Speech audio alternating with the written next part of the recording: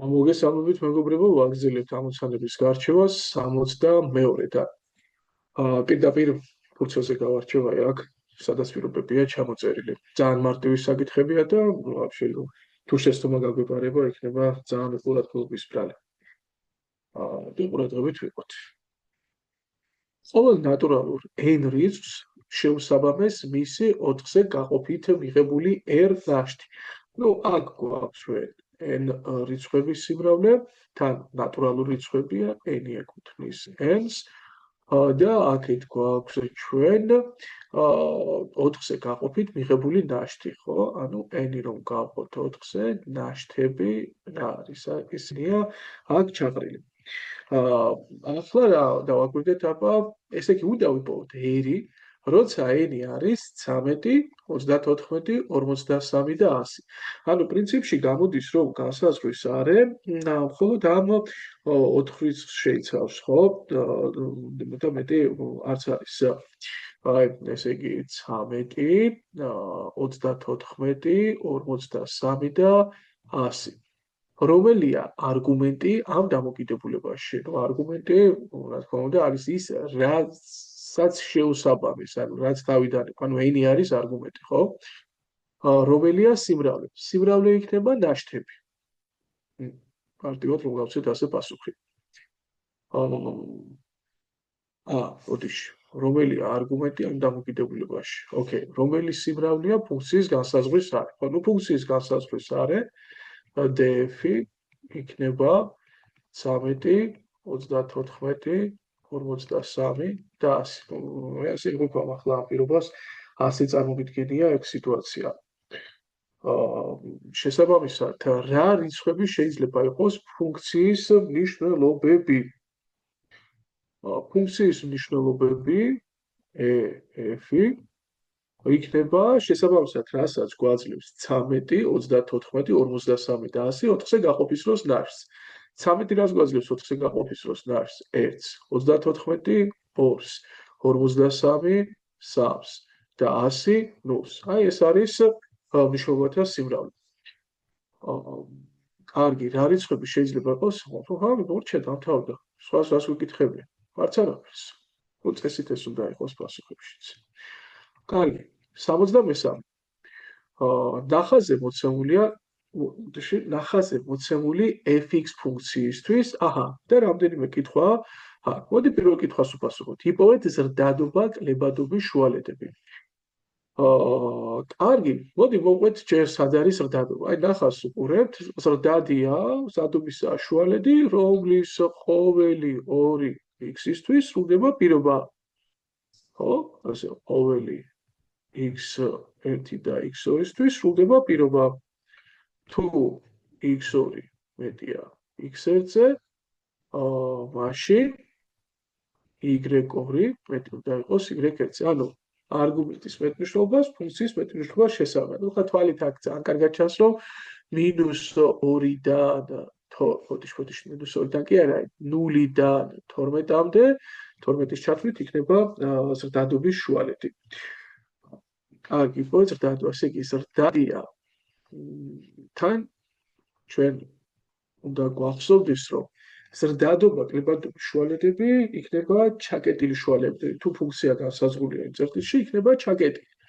არ უნდა აგეგმოთ, აი აქ მოსწავლეებს ხშირად აქვთ კითხვა, ხო არის ზოგჯერ ღია შუალედია, რაღაცა კითხვაზე პასუხი და ზოგჯერ არის ჩაკეტილი შუალედი და როგორ უნდა მივხვდეთ, როგორ უნდა დავიმახსოვროთ ეგ და პრინციპში ერთადერთი შემთხვევა, როდესაც ღია შუალედი, ეგ არის, ხო არ ვაჭარებ ერთადერთი ასე მკაცრად ხო არ ვაქვს, მაგრამ აი სასახად როცა გვეკითხებიან ჩვენ ნიშან მუდმივობის შუალედებს, ანუ სად არის დადებითი, ან სად არის უარყოფითი, აი მაშინ უნდა ვიყოთ ფრთხილად რა, ყურადღებით და სწორედ მაშინ უნდა გამოვიყენოთ ღია შუალედები, იმიტომ რომ როდესაც ნიშან მუდმივობის შუალედებს გვეკითხებიან, ჩვენ ჭირდება დადებითობა თუ უარყოფითობა, ესე იგი არ გვაინტერესებს ფუნქცია ნულის ტოლი რა დროს არის.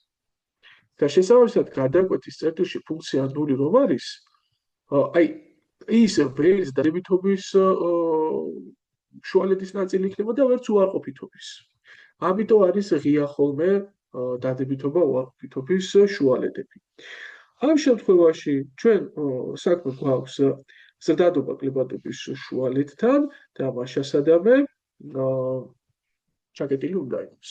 იგულისხმება, რომ ნულს რომ შევადაროთ აქ მაგალითად ერთიანი, ამ ორი წერტილისთვისაც სრულდება პირობა რა. ნულის შესაბამის მნიშვნელობაზე გაცილებით მეტია ერთის შესაბამისი მნიშვნელობა ფუნქციის. კაი, 0-12 შუალედში იქნებოდა ზრდადი. გადავამოწმოთ მაინც. ხო, მაგრამ აქ ავტორს აქ ღია შუალედი და რატო აკეთებს ამას? დასაზღვრული არ არის აქ ფუნქცია წყდება? არა, ჩაკეტილი უნდა იყოს.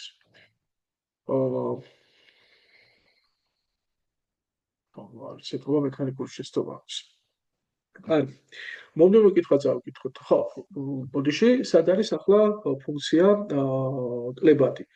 და ფუნქცია კლებადია, მეგობრებო, მინუს უსასრულობა, მოდი აგერ დავწეროთ, კლებადია, მინუს უსასრულობა ნულში, ხო, აი მოდის ასე და იკლებს ნულთან ჩაკეტილი, იმიტომ კლება ნულის ჩათვლითაც გაგრძელდა და კიდევ არის აქ 12-დან პლუს უსასრულობაში, ხო, გაერთიანება 12 პლუს უსასრულობა. ასე იქნებოდა მეგობრებო. კარგი. იპოვეთ, შეადარეთ ერთმანეთს f-5 და f3. მოდი ეგ წავშალოთ ახლა ჩვენ და აუპუტიში სტატობა დავყოთ. მოდი გადავშალოთ და ნახოთ ახლა -5-ში რა არის ფუნქციის მნიშვნელობა უკაცრავად. -5-ში. ოღო, საკმაოდ დიდია ფუნქციის მნიშვნელობა და 3-ში. 3 არის დაახლოებით აქ. თუ ცხადია f-5 გაცილებით მეტია ვიდრე f3. მოდი ვნახოთ მომდევნო კითხვა. იპოვეთ ფუნქციის ნულები.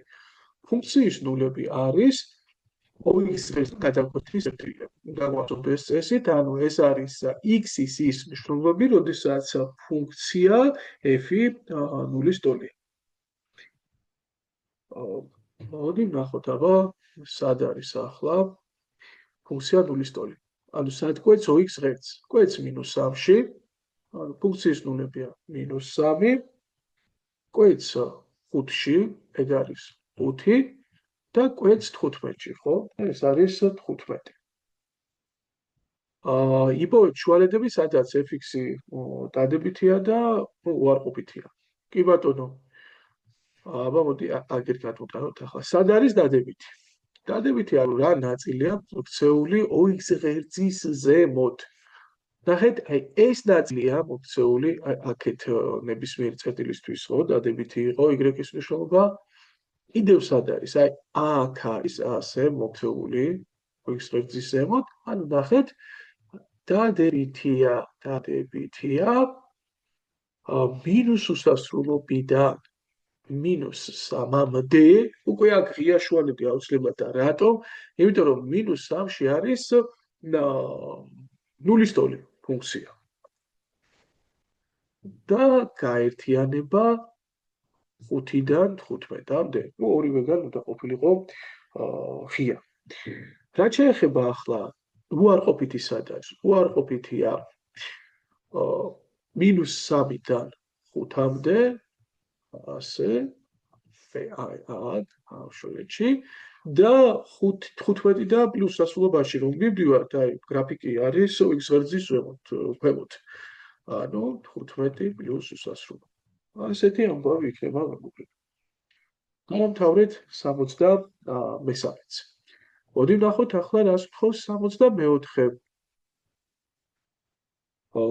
ნახაზე მოცემული f-ის ფუნქციის გრაფიკი, ბევრი კითხვაა და მოდი ჩვენც ავწიოთ 70. ისე ბევრი კითხვა ყოფილა. აბა ვნახოთ. რა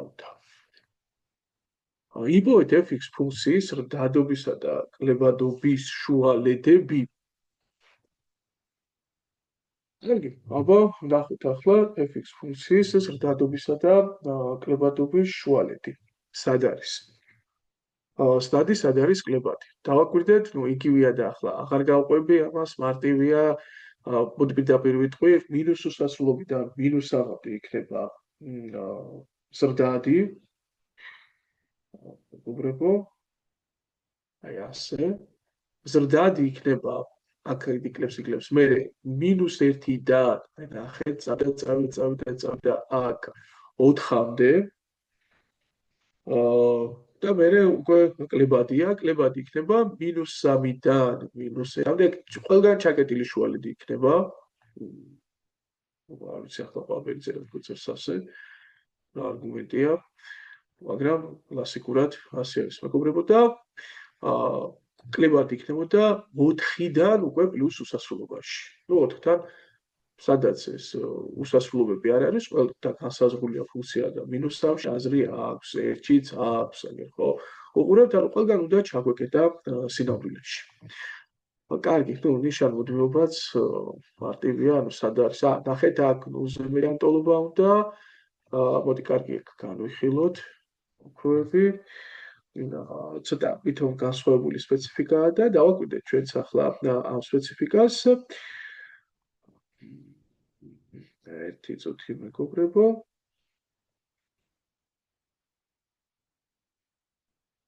უხოთ აბა რა უნდა სად არის მეტიანტოლი, ანუ ნულთან ტოლობაც გვაწყობს. შესაბამისად.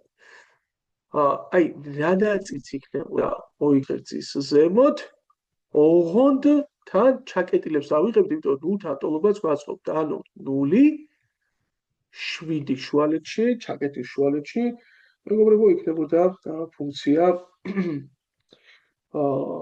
დადებითი. ხო, და კიდევ აუცილებლად ნახეთ, რადგან ნულთან ტოლობაც გვაწყობს, აი ესეც უნდა განვიხილოთ, ანუ გაერთიანება -3. ხო, საინტერესო თქო პრინციპში და კარგია რომ არ გამოვტოვეთ ეს მაგალითად. ანუ ჩვენ ახლა უპასუხეთ აი კითხვას, რა არის მეტიანტოლი 0-ს. მოვაგზავნოთ 75-ით. საინტერესო ამოცანა ჩანს. მოდი წავშალოთ ჩვენი ნაწერი. რა ხდება ახლა 65-ში? ნახაზზე მოცემულია ავტომობილის ერთი ქალაქიდან მეორე ქალაქისაკენ მოძრაობის გრაფიკი. ცოტა ავწიოთ ჩვენი ნახატი. კარგი, ზომ გამოჩნდეს. და რა არის ახლა აქ თავარი ამბავი? მოდი დავაკვირდეთ სიუჟეტი რა არის. ეს არის პირველი ქალაქიდან დაშორების დროზე დამოკიდებულების გრაფიკი, ხო? ანუ კარგად უნდა წავიკითხოთ ხოლმე თვითონ ამ საკოორდინატო ღერძებზე მონიშნული სიდიდეები რას აღნიშნავს. ამ შემთხვევაში OX ღერძზე მონიშნული ეს T არის მოძრაობის დრო, ხოლო ST, ანუ E არის მოძრაობის დრო, ხოლო ST არის ქალაქიდან დაშორება დროის მოცემულ მომენტში. ანუ გავლილი გზა კი არა, რამდენი კილომეტრი გაიარა, ამას კი არ გვიჩვენებს, არამედ გვიჩვენებს ქალაქიდან რა მანძილით არის დაშორებული. ახლა განსხვავება რა არის? ახლა ჩვენ მაგალითად ესაა ქალაქი. ქალაქს უახლოვდებით თუ შორდებით, თუ უახლოვდებით, თუ შორდებით, თუ უახლოვდებით. ხო? ჩვენ მაინც კილომეტრებს გავდივართ და ეს ემატება ერთმანეთს და შესაბამისად გამოდის რომ რაც უფრო მეც ვივლით, რაც უფრო მეტი დრო გავა, სულ გაიზრდება, ნუ დაახლოებით გრაფიკს ექნებოდა რაღაც ასეთი სახე. შეიძლება ხანდახან უფრო სწრაფად გაზრდილიყო, აი ასე, ხანდახან ნელა, შეიძლება გავჩერდულიყავით, აი მუდმივი ყოფილიყო გრაფიკი, მაგრამ არასდროს ქვემოთ არ ჩამოვიდოდა. ოღონდ ეს თუ იქნებოდა გავლილ მანძილსა და გავლილი მანძილი თუ იქნებოდა გადაზომილი აი მოიგრეთ ღერძზე დროსა და გავლილ მანძილს შორის კავშირი თუ იქნებოდა. მაგრამ ჩვენ აქ მოცემული გვაქვს დროსა და რაღაც პუნქტამდე დაშორებას შორის კავშირი. და ჩვენ პუნქტს შეიძლება ახლოვდებოდეთ, შეიძლება ვშორდებოდეთ, შესაბამისად, იმიტომ მოდის გრაფიკი ქვემოთ. ანუ რა იქნებოდა ახლა შინაარსი? ჯერ იზრდება, ანუ დაშორება ქალაქიდან ანუ ქალაქიდან გავიდა ავტომობილი, ასე გამოდის, აი ნახეთ, რაღაც მომენტში მოშორდა, აი აქ 2 საათში უკვე 120 კილომეტრი ქონდა გავლილი, ხო 120 კილომეტრი მოშორდა ქალაქს. მერე 2-დან 6 საათამდე, რადგანაც არ იცვლება დისტანცია ქალაქამდე, ნუ ან წრეზე მოძრაობს, ან გაჩერებულია, ესე იგი, უბრალოდ ქალაქს არც შორდება და არც უახლოვდება და მერე უკვე 6 საათიდან 8 საათამდე იწყებს კვლავ მოძრაობას და ბრუნდება ქალაქში, ანუ იმიტომ რომ ნული ხდება მერე დაშორება ქალაქამდე. მოდი აბა წავიკითხოთ ახლა. რა სიჩქარით მოძრაობდა ავტომობილი პირველი ქალაქიდან მეორე ქალაქისკენ? ხო? და ჩვენ გრაფიკი გვიჩვენებს მეორე ქალაქი, ბოდიში პირველი ქალაქიდან, ხო, პირველი ქალაქიდან დაშორებას და ესე იგი მეორე ქალაქისკენ თუ მივდივართ, ანუ პირველ ქალაქს შორდებით, ეს იქნება დაშორების ნაწილი და 2 საათში თუ გაიარა 120 კილომეტრი, აი 2 საათში თუ გაიარა 120 კილომეტრი, სიჩქარე ხომ არის 1 საათში გავლილი მანძილი და 1 საათში რას გაივლიდა 60 კილომეტრს არ გაივლიდა? ანუ სიჩქარე იქნებოდა 60 კილომეტր/საათი. პირველი ქალაქიდან გასვლის სიჩქარე. რომელ საათზე ჩავიდა ავტომობილი მეორე ქალაქში? მეორე ქალაქში ჩავიდა 2 საათზე, ხო? 2:00-ზე. მე ბოდიში 2:00-ზე ანუ სტილის საათია თუ საღამოსი, რავი, არ აქვს ამას გადამწყვეტი მნიშვნელობა. ავტომობილმა მოძრაობა დაიწყო 12 საათზე. რადგან აქ არ არის დაკონკრეტებული ხა შუა დღის 12 საათზე დაიწყო თუ ღამის 12 საათზე, 2:00 დავწეროთ. რამდენი საათი იყო ავტომობილი მეორე ქალაქში? აჰა, ანუ გაჩერებული ავტომობილი მეორე ქალაქში, გაჩერებული არის 2-დან 6 საათამდე, ანუ 4 საათია. რომელ საათზე დაბრუნდა ავტომობილი უკან პირველ ქალაქში? პირველ ქალაქში ავტომობილი დაბრუნდა რომელ საათზე? ხო? 8 საათზე რა? 8:00-ზე დაბრუნდა ავტომობილი მეორე ქალაქში. და ბოლო, რამდენი კილომეტრი ჰქონდა გავლილი ავტომობილს 13 საათზე? 13 საათი არის, აი აგერ, ხო ეს? 13 საათზე, ესე იგი გულისხმობს, რომ შუა დღის პერიოდი, ანუ კაი არ აქვს შესახებ. კი მივხვდით ახლა როგორც უნდა გადაკეთებულიყო, მაშინ აქ იქნებოდა 15 საათი, მაგრამ ავტორს არ აქვს დაკონკრეტებული, ამიტომ ჩვენი შეცდომა არ აიტიაში, იყოს ასე. 13 საათი, ანუ იგივე პირველ საათზე, რა თქმა უნდა, გავლილი იქნებოდა ავტომობილს 60 კილომეტრი, ხო? ამის პასუხი არის 60 კილომეტრი და ბოლო კითხვა. რომელ საათზე იყო დაშორებული ავტომობილი პირველი ქალაქიდან 90 კილომეტრით? მე შეგიძლიათ ახლა ნახატითაც წარმოედგინოთ, აი ნახაზით. ხო, დაშორებული იქნებოდა საათნახევრის შემდეგ, და შეგიძლიათ პროპორცია დაწეროთ. თუ საათში გადის 60 კილომეტრს, 80 კილომეტრს, რამდენ ხანში დაიბრუნდა? აჰა, ასეთი სიტუაცია საათნახევარში და 12 საათის მერე საათნახევარი, ნუ ეგ არის ამათი 13 საათი და 30 წუთი. კარგი. და მოდი 66-ზე ვნახოთ ახლა. მე ასწავლოს.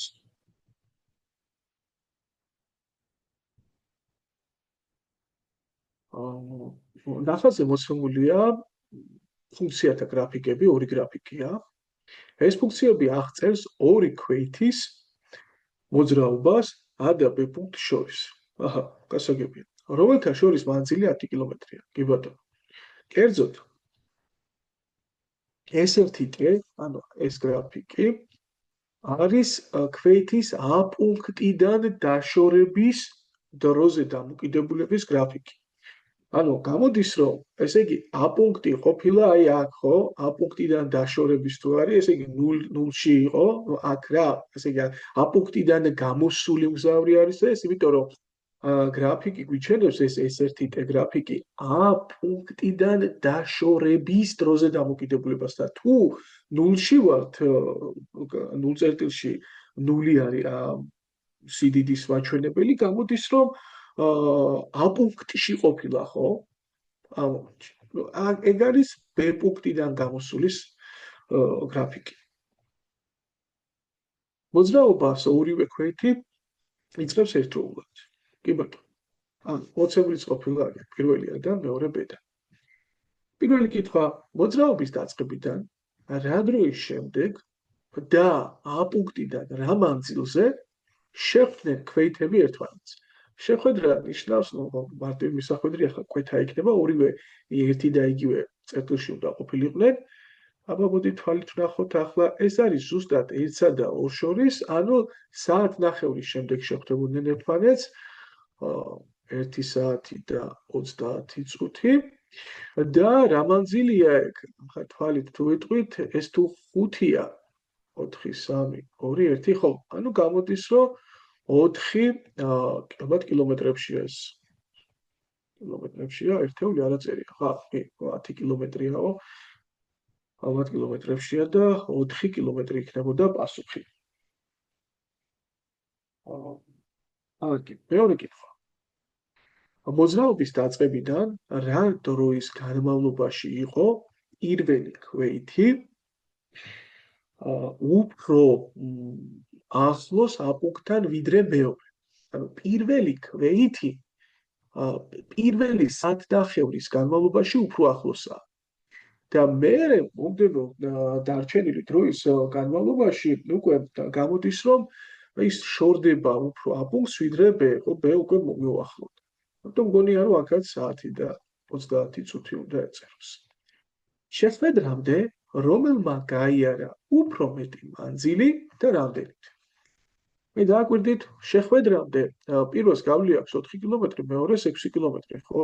მეორეს გავლია ამდენი და პირველმა გაიარა ამდენი. შესაბამისად პირველს გავლილი, ანუ B-დან გამოსულს B-დან გამოსულმა გაიარა უფრო მეტი მანძილი და ამდენი 2 კილომეტრით.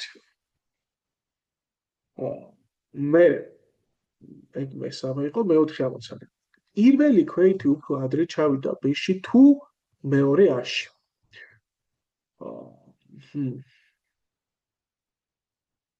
ესე იგი გამოდის რომ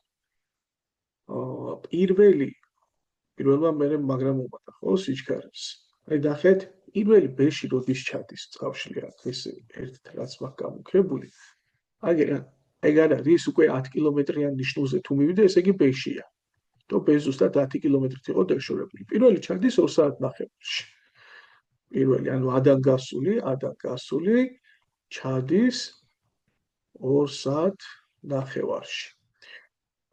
და მეორე B-დან გასული ჩადის რამდენში?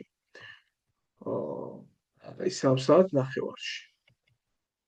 ანუ შესაბამისად რა იქნებოდა პასუხი? თუ იქნებოდა პირველი და რამდენით ადრე ჩავიდა? ჩავიდა 1 საათით ადრე. თუ ნახოთ ახლა მეხუთეში რა იქნებოდა პასუხი? რა მანძილი იყო ქვეითებს შორის მოძრაობის დაწყებიდან 1 საათის შემდეგ? მოდი აქ ესენი წავშალოთ ახლა აქ.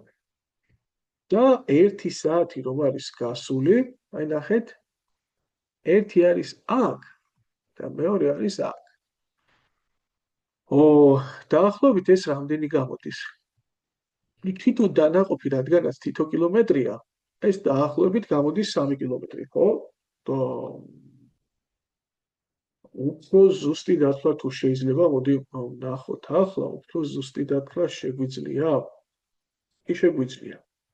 აი როგორ შეგვიძლია ნახეთ მეგობრებო. პირველი საათნახევარში, ხო, 1.1 საათში ნახეთ რამდენს გადის, ზუსტად 4 კილომეტრს გადის, ხო? აი ეს ზუსტად 4 კილომეტრს გადის. იმიტომ რომ წვეროზე არის აქ გავლებული. 4 კილომეტრი. და მე უნდა გავიგო 1 საათში ის რას გაივლიდა. თუ გამოვთვლით ახლა ამას, მოდი x-ი დავარქვათ, ესე იგი ეგ ხო 3 მეორედია.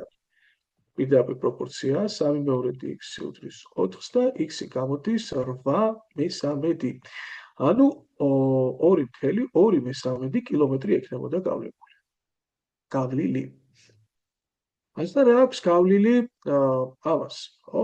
ნუ ამას ზუსტად კვანტზე ემთხვევა და ალბათ გვაქვს უფლება ჩავთვალოთ 1 2 3 4. ამას აქვს გავლილი 4 კილომეტრი. მეორემ გაიარა 4 კილომეტრი, ხო? და შესაბამისად, ერთ თუ აქვს გავლილი 10 კილომეტრიდან 4 კილომეტრი და მეორეს აქვს გავლილი 2.2, ანუ 10 კილომეტრს უნდა გამოვაკლოთ მათი ჯამი. ეს 6.2-ა, წესით 3.1 უნდა იყოს პასუხი და თუ ზუსტად თვალზეა საუბარი, ნუ ასე უნდა იყოს. კარგი. მეექვსე ხო ამას, ანუ 3.1. მეექვსე კითხვა. შეხვედრიდან 4, ანუ ნახეთ რა ხდებოდა მეგობრებო, იგივე წინა კითხვას რომ დაუბრუნდეთ. რადგანაც ზუსტად აქ არ ედრებოდა კვანტს, ანუ ამ უჯრების წვეროზე არ გადიოდა ეს ხაზი, ხო, ჩვენ ვალდებული ვიყავით, რომ უფრო ზუსტად დაგვეთვალა და ამიტომ დავთვალე აქ 3 უჯრა კი არის ქვემოთ. ზემოთ უფრო სწრაფად, აქ 3 უჯრა გამოდის.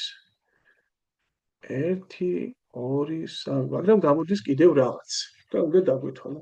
პრინციპში მეორესთვისაც უნდა დაგვეთვალა, არ უნდა ვენდოთ ჩვენ აქ წვეროზე გავლებას, მაგრამ კონი კვადრატი არის ეს, ხო? ეს არის ზუსტი კვადრატია, კი 6-6-ია, ხო?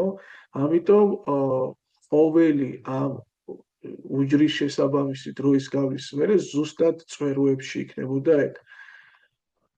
რადგან კვადრატია, დიაგონალი ბისექტრისაც არა, შუაზე ყოფს და ამიტომ ზუსტად წვეროებზე გაიგო. შეხვედრიდან 45 წუთის შემდეგ რამდენი კილომეტრითაა დაშორებული პირველი უბედან მეორე ელდან? იგი ახლა 45 წუთი სად იქნებოდა? რადგანაც ყოველი საათი 4 დანაყოფია, ნახეთ ეს 4 დანაყოფია, 1 საათი 4-ზე რომ გავყოთ არის 15 წუთი. გამოდის რომ 15 წუთი არის ყოველი დანაყოფი. შესაბამისად, ნახეთ მეგობრებო, 45 წუთი პირველი საათის შემდეგ იქნებოდა 3 დანაყოფი. 1, 2, 3. აი აქ არის ესე იგი, არა, ბოდიში ცუდად ვლაპარაკობ, აქ იყო შეხვედრიდან 45 წუთის შემდეგ და შეხვედრა მოხდა აქ 3 დანაყოფი უნდა გადავთვალოთ. 1, 2, 3. აგერ არის 45 წუთი. ესე იგი, ჩვენ რა გვაინტერესებს? ჩვენ გვაინტერესებს, აი აგერ არის ერთი როგორ არის დაშორებული ბედა, პირველი, აი ამ მანძილს თხოვენ, აი ამ დაშორებას ითხოვენ და ეს როგორ არის დაშორებული მეორე ბოდიში ცუდად გითხარით, ამ დაშორებას ითხოვენ ამ მანძილს და ითხოვენ აი ამ მანძილს. კარგი. როგორ დავთვალოთ ახლა ეს დაშორება? შეგვიძლია გავსაზღვროთ როგორ შეგვიძლია გავსაზღვროთ ახლა ეს?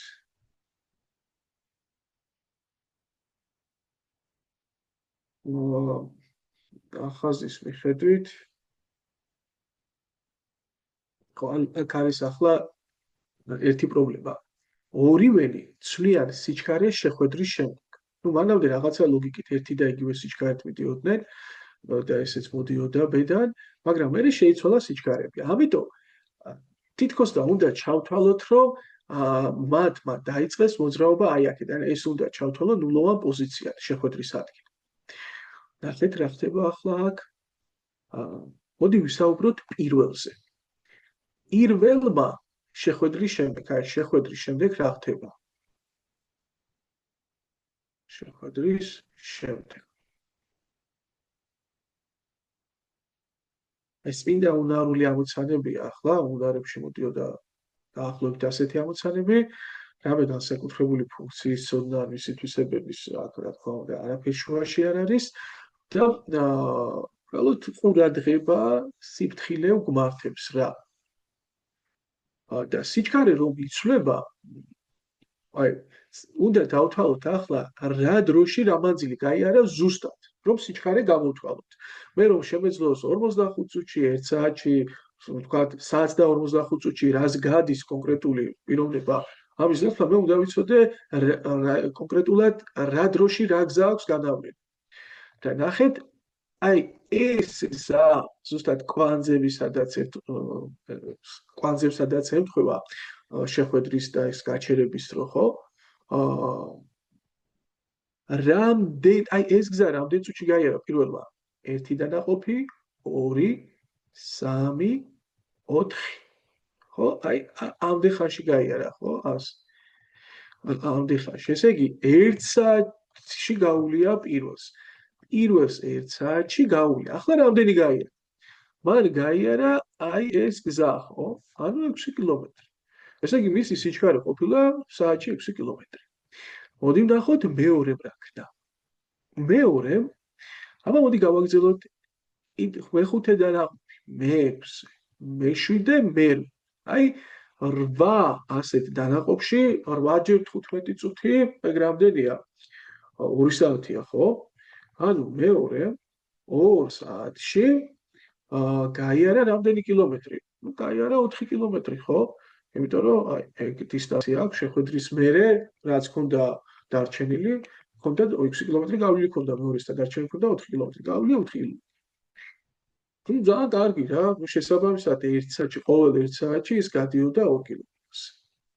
ახლა ჩვენ რა გვინდა? ჩვენ გვინდა შეხვედრიდან 45 წუთის შემდეგ, აი ეს ხო ნულოვან მომენტად ვთქვით ახლა ჩვენ ამას და რამდენი ექნებოდა გავლილი, ხო? და რა შეგვიძლია თქვათ, იცით? აი ეს რა გზა, რასაც გვეკითხებიან, აი ამას. თუ 45 წუთი არის ეგ, ხო? 45 წუთი, მაშინ დანარჩენი არ იქნება 2 საათს გამოკლებული 45 წუთი, ანუ 1 საათი და 15 წუთის ამბავი. ესე იგი, თუ 1 კილომეტრს 1 საათში გადის 2 კილომეტრი, ჩვენ გვეკითხებიან მეორე 1 საათსა და 15 წუთში რას გაივლიდა. ეგ არ არის ახლა რთული დასათვლელი, საათის მე-4-ში, ანუ 15 წუთში გადის 0.5 კილომეტრს, ანუ 1 საათში თუ გადის 2 კილომეტრს, პროპორციით მარტივად დავწუდებოდით, რომ ყოველ 15 წუთში გაივლიდა 0.5 კილომეტრს და შესაბამისად პასუხი იქნება 2.5 კილომეტრი. ანუ მეორეს დარჩენილი ექნებოდა აი 45 წუთის შემდეგ, ანუ კიდევ გზის ბოლომდე რომ საათი და 15 წუთი აქვს სავლელი, 2.5 კილომეტრი ექნებოდა გასავლელი. ახლა რა ექნებოდა პირველს? ნუ ანალოგიურად ვიქცევით, ხო? პირველმა 1 საათი უნდა იაროს, 1 საათი უნდა გაიაროს შეხვედრის მერე, დარჩენილი გზა. 45 წუთი უკვე იარა და აი ეს მანძილი მაინტერესებს. ეს მანძილი ხო დანარჩენ 15 წუთში აქვს გავლილი. და თუ ყოველ საათში 6 კილომეტრს გადის, დროის მე-4-ში, ანუ 1 საათის მე-4-ში გაივიდა 6 კილომეტრის მე-4-ს, ანუ 1-სა და 5 კილომეტრს. პირველისთვის ეგ იქნებოდა დარჩენილი გზა. ნუ საკმაოდ რთული კითხვაა, ხო? ძალიან კაი კითხვაა რა. საკმაოდ რთულიანი იქნება, მიუხედავად იმისა, რომ არაფერი განსაკუთრებული ცოდნა არ ჭირდება. რა საშუალო სიჩქარით მოძრაობდა თითოეული ქვეითი? ნუ აქ გჭირდება საშუალო სიჩქარის მთავარი კონცეფცია. რა? ვესაშუალო რას უდრის? მთლიანად გზა, ეს სრულად, არა აქვს მნიშვნელობა გზის რამდენი მონაკვეთი გაიარა და თითოეული მონაკვეთი რა სიჩქარით, თქვენ უნდა იცოდეთ მთელი გზა რა არის და უნდა იცოდეთ მთელი დრო. ეს სრული. რა არის პირველის შემთხვევაში მთელი გზა 10 კილომეტრი. ეს ორივე შემთხვევაში ასეა, ხო? პირველის და მეორეს შემთხვევაშიც. მაგრამ რა არის ახლა პირველ შემთხვევაში დრო? დრო არის, მეგობრებო, გასული, როდესაც პირველ ჩადის ბიქალაკში, აი აქ, აი ეგ რა, 2 საათი და ნახევარი, 2.5-ზე უნდა გავა. აი ამ დროს. ნუ 4 კილომეტр/საათი ყოფილა საშუალო სიჩქარე პირველის მოძრაობის. ახლა ნახოთ რა არის მეორეს საშუალო სიჩქარე. მეორე რამდენი ხანი მოძრავა? 3 საათნახევარი, ხო? ანუ 10 კილომეტრი უნდა გავხოთ 3:15 საათზე. ну თუ გადავაჩუქებთ ამ ძიმებს 100 გაყოფილი 35-ზე 5-ზე თუ შევკვეცავთ 20 მეშვიდედია და შესაბამისად დავტოვოთ პრინციპში ასე პასუხა. ასე იქნება. და მერვე კითხვა. მოძრაობის დაწყებიდან რა დროის შემდეგ იყო დაშორებული A-დან მეორე 5 კილომეტრით B-დან პირველი 2 კილომეტრით. ცოტა იყოს კიდევ ვიღალე ამის კეთებით, ну, არ არის ეს ახლა მარტივი კითხვა, ასეთ მოსახერხებელი, მაგრამ ერთი ასეთი კითხვა უკვე გავეცით ჩვენ ასეთ კითხვას პასუხი. რა დროის შემდეგ იყო დაშორებული A-დან 5 კილომეტრით. ვინ პირველი მოძრაობს დაწყებდა რა დროის შემდეგ იყო A-დან 5 კილომეტრით დაშორებული მეორე. მეორე ქვემოდან მოდის. 5 კილომეტრი ქონდა გავლილი აი აქ, ხო? და შესაბამისად დაშორებაც იქნებოდა 5 კილომეტრი. ანუ გამოდის რომ ეს რო გვაწყობს რა, მოძრაობის დაწყებიდან რა დროის შემდეგ და გასულია საათი და 15 წუთი. ანუ პირველ კითხვაზე პასუხი იქნებოდა საათი და 15 წუთი. B-დან პირველი 2 კილომეტრითაა ხო და B-დან პირველი 2 კილომეტრით რა დროის შემდეგ იყო დაშორებული. B-დან, აი B ხო აქ არის და 2 კილომეტრი რამდენია? 1-2. აი. აქ უნდა იყოს ახლა და რა დრო იქნებოდა გასული. ეს უნდა გამოვთვალოთ ახლა სხვანაირად არ გამოვა. პროპორციით უნდა გამოვთვალოთ. შეხედეთ როგორ გამოვთვლით ახლა. ჯერ დავფიქრდებით რა გზაა გავლილი, მას სიჩქარე ხო შეიცვალა და შეხვედრის შემდეგ ხდება ეგ, ანუ შეხვედრამდე 6 კილომეტრით იყო დაშორებული და 2 კილომეტრით დაშორებული ბემდე იქნებოდა შეხვედრის შემდეგ. შესაბამისად, აი შეხვედრა უნდა გავხადოთ ჩვენ სათავე მომენტად. და შეხვედრის დიალას წავშლი. შეხვედრის შემდეგ რა ხდება? შეხვედრის დროს 4 კილომეტრი აქვს გავლილი, ანუ დარჩენილია 6 კილომეტრი და ფაქტობრივად 2 კილომეტრი თუ უნდა დაგვრჩეს ჩვენ, ანუ გავლილი უნდა ჰქონდეს 4 კილომეტრი. ანუ მე უნდა დავთვალო ახლა პირველს შეხვედრის შემდეგ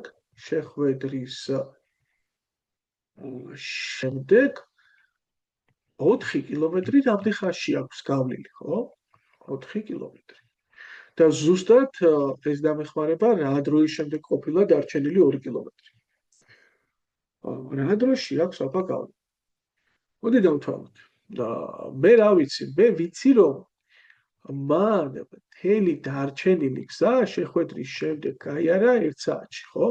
მე ვიცი რომ ის 1 საათში გადის და რამდენი კილომეტრი იყო? 6 კილომეტრი. მაშინ 4 კილომეტრს რამდენ ხანში გაივლიდა? გაივლიდა პროპორციით მარტივად დაწუნდებით 2/3 საათში. ძალიან კარგი. ანუ აი ეს გზა ჩვენ რაც გჭირდებოდა, ეს არის 2/3 საათი. მაგრამ მანამდე რა დრო იყო გასული? მანამდე ხო საათნახევარი არა პირველმა შეხვედრამდე 1.5 საათი. ну წუთებში თუ გადავიღოთ ახლა ამას უფრო მოქნილი იქნება ალბათ 1.5 საათი არის 1 საათი და 30 წუთი და 2/3 საათი 40 წუთია. ანუ თუ ამას ჩვენ დავკრიბავთ ეს იქნება 2 საათი და 10 წუთი. ну უპასუხეთ ხოლმე წარმატებით უპასუხეთ 66 ნომერს. კარგი შრომა გავწიეთ. 67.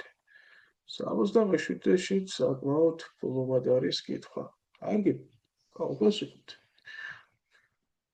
ქვეითი გამოვიდა აქალაკიდან 2 საათში ჩავიდა ბ-ქალაქში და განაგრძო გზა C-ქალაქისკენ. მაგერ არის, ანუ ჩავიდა ბ-ქალაქში, ჩასულა, და გამოვიდა B-ში, ჩავიდა და გააგრძელა გზა C-ქალაქში, ჩავიდა 10 საათში. აგერ არის. ნახაზე მოცემული აქალაკიდან დაშორების დროზე დამოკიდებულების გრაფიკი. ნუ აქაც დაშორება მოცემული, მაგრამ ეტყობა B და C უფრო და უფრო შორს იყო ახლა აქალაკიდან და ანუ სულ მიდიოდა და შორდებოდა აქალაკს.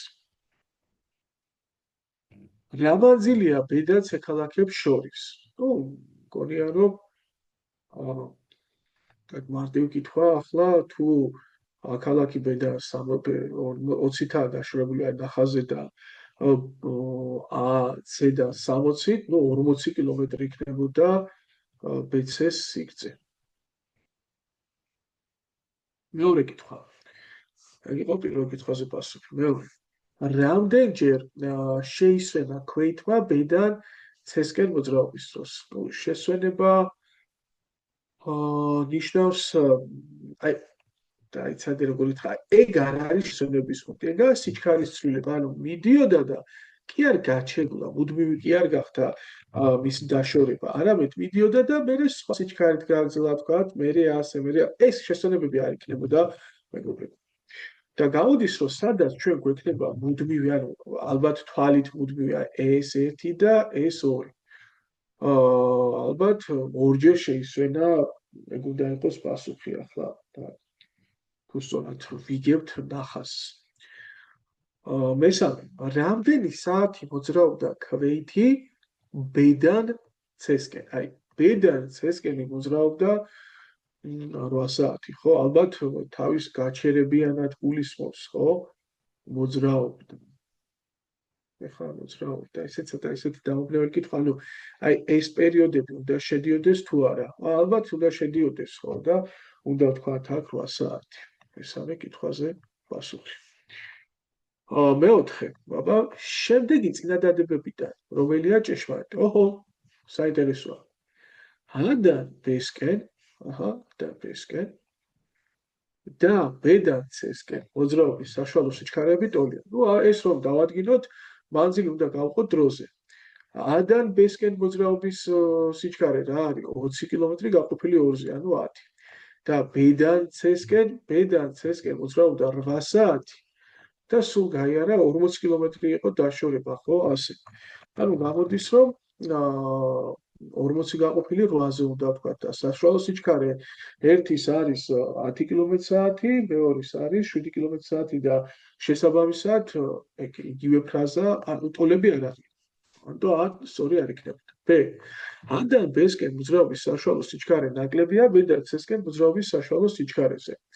არის პირიქით, ამისი საშუალო სიჩქარე 10 კმ/სთ იყო, მეორესი 5 კმ/სთ.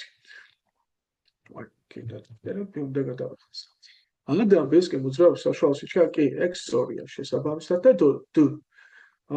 მთელ გზაზე A-დან C-მდე მოძრაობის საშუალო სიჩქარე მეტია A-დან B-სკენ მოძრაობის საშუალო სიჩქარეს. აი, ნახეთ, A-დან B-სკენ მოძრაობის საშუალო სიჩქარე 10-დან. ნუ თავისთავად ვერ იქნება მეტი, იმიტომ რომ აქეთ უფრო ნელა მოძრაობდა, მაგრამ მაინც რომ დავთვალოთ, 60 ხომ უნდა გავყოთ 10-ზე. და მთელ გზაზე A-დან C-მდე მოძრაობაზე დახარჯა 60 გაყოფილი 10-ზე, ანუ მოძრაობდა 6 კმ/სთ სიჩქარით. ეს შესაბამისად D-ს ტყუილია. და ეს ტყუილია საშუალო სიჩქარების დადგენა შეუძლებელია, რომ ამბობს, შესაძლებელია, მეგობრებო. კარგი. აბა, ნახოთ 68-ე ამოცანა. ნახაზზე მოცემული A პუნქტიდან B პუნქტისკენ მოძრავი ავტომობილის A-დან დაშორების დროზე დამოკიდებულებას, ანუ ყველგან რაც გრაფიკები შეხვდა დაშორებაზე იყო. ნუ ხარო ზრდება, ახლოვდება ისდება. რამდენჯერ მოხდა ავტომობილის უკან დაბრუნება?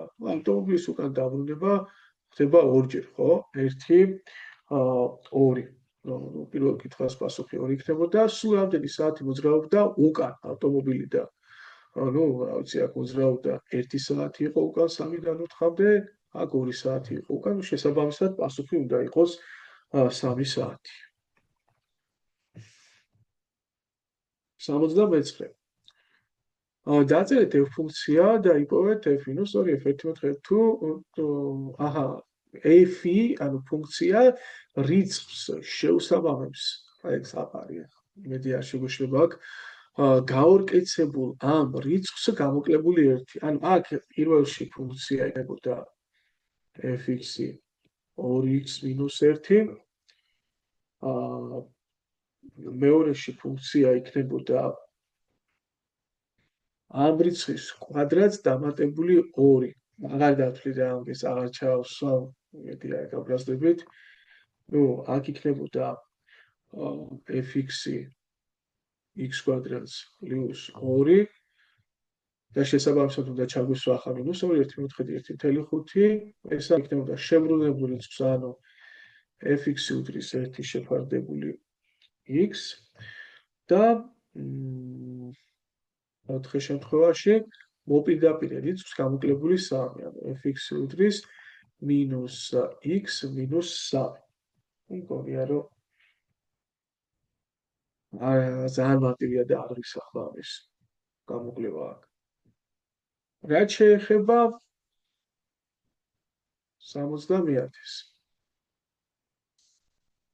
70,000-ში მოცემულია 6 ფუნქცია და რა უნდა ვქნა? უნდა ჩავსვა. ხო, აი აქაც ჩასვებზეა და ძალიან მარტივია რა, რავი, აკითხეთ ახლა აქ. თუ გინდათ ბოლო გავაკეთოთ, იმიტომ რაღაც დიდი არა მგონია აქაც. კაი, მოდი აქ მე-6 გავაკეთე. ესე იგი f თუ მე მინდა შეფარდა დავთვალო, უნდა ჩავსვა, ხო? ჯერ ჩავსვა, ხო? რავი. რა უნდა იყოს, ხო? ჩავსვა f47-ს, რა იქნებოდა 500 დამატებული 4/47 შეფარდებული 500 გამოკლებული 4/47. აი იქნება 7 შეფარდებული 47. რა ცოტა თუ შევამარტივებთ 4/47 ეს რამდენია? 228 500 დამატებული 228 728 შეფარდებული 272-თან ასე და რაც შეეხება f-47 ნახეთ მეგობრებო უკვე 4 რომ გამრავლდებოდა -47-ზე ეს იქნებოდა 500 გამოკლებული 4/47 შეფარდებული 500 აქ პირიქით დამატება იქნებოდა დამატებული რა ყოფილა 4/47 და ეს არის 7 შეფარდებული -47-თან, ხო? აქ პირიქით 272 ზემოთ იქნება, თუ სწორად ვიტყვი, ახლა ზემოთ რაც უნდა ყოფილიყო, კომოდაც იგივე იქნება 728 და რას აკეთებს მინუსი? მინუსი ხო ატრიალებს ამას 7/47 და იდეაში ეს იქნებოდა 728 შეფარდებული 272 7/47 და მივიხეთ ზუსტად იგივე ვთქვათ რაც ანუ ამ ფუნქციების შეფარდება f47 რომ შევაფარდო f-47-თან და იქნებოდა 1-ის ტოლი. წესით 70,000-6-ში 1 უნდა იყოს პასუხი. კი. რა ხდება 71-ში?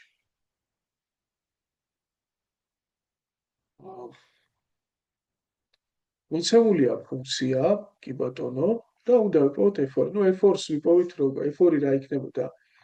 ორნაირი წესით ითვლება ფუნქცია, გააჩნია x-ი დადებითია თუ არ ყოფითი დადებითისთვის ითვლება აი ამ წესით, ხო? ანუ f4 იქნებოდა 4/2 - 12. შესაბამისად f-3 იქნებოდა აი აქ ქვედა წესი დავთვლიდით უარყოფითებისთვის -2 - -3 და ეს არის 7. და ჩვენ გთხოვდნენ მათ ჯავს, ხო? f4-ს დამატებული f-3. და ეგ იქნებოდა -4-ს დამატებული 7, ანუ დადებითი 3. 72-ს ანალოგიურად ითვლება და აღარ დავთვლი, მეგობრებო, ამას. ძალიან მარტივია და მოდი როებით დავასრულოთ ჩვენი ჩანაწერი აქ და ძალიან დიდი ცვლა გამოვიდეს და გავაგრძელოთ 73 და შემდეგ განხილვით.